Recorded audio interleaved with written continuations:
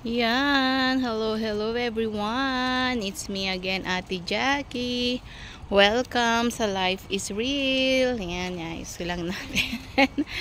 Welcome sa Life is Real. It's September 14, Thursday. Nako, talaga naman, kalahati na natin ang September. Okay, so napakabuti ng ating Panginoon. Salamat sa mga biyaya, sa mga pagpapala na binibigay po niya sa bawat sa atin.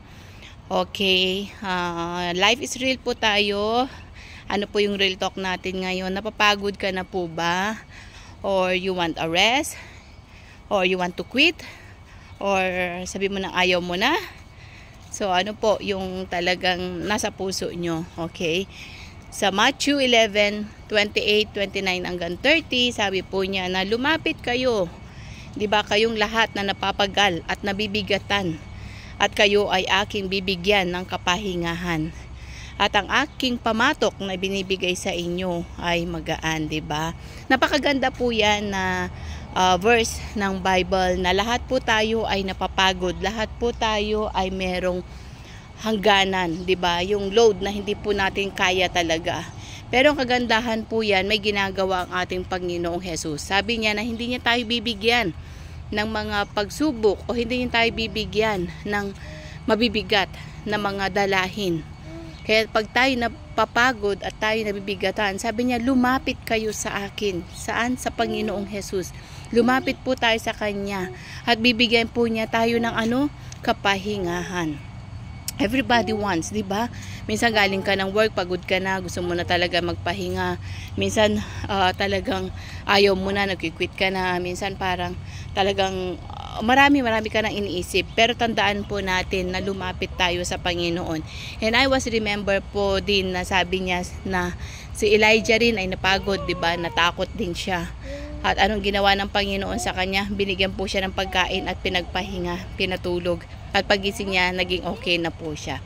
Sometimes ganun po tayo pag maraming iniisip, maraming kapaguran, ang ginagawa po natin, minsan nakikwit tayo.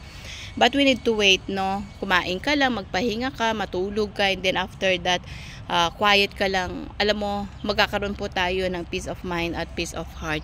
Dahil yan po yung ating kailangan, di ba? Yun po ang sabi ng ating Panginoon na we need to give sa Kanya yung mga burden, yung mga hirap natin, yung mga pagpapagal natin, at bibigyan niya tayo ng kapahingahan dahil kasama po natin ang Panginoon sa araw-araw nating pamumuhay. Dahil yan sabi rin niya sa Hebrew, diba?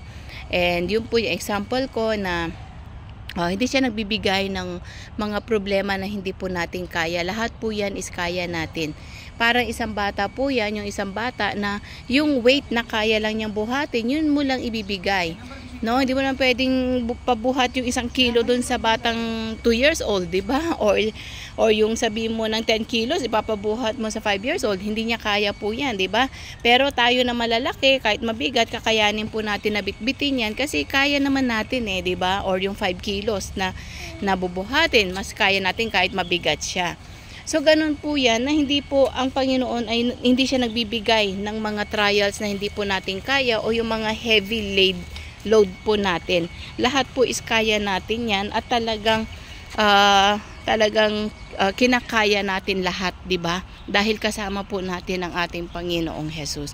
So yun po yung aking ma-share sa oras na ito. Kung kayo po ay napapagod at napapagal na, what to do is to pray. And what to do is to give your heavy laden unto God. And of course, pray ka. Sabi mo, Panginoon, kunin mo ito.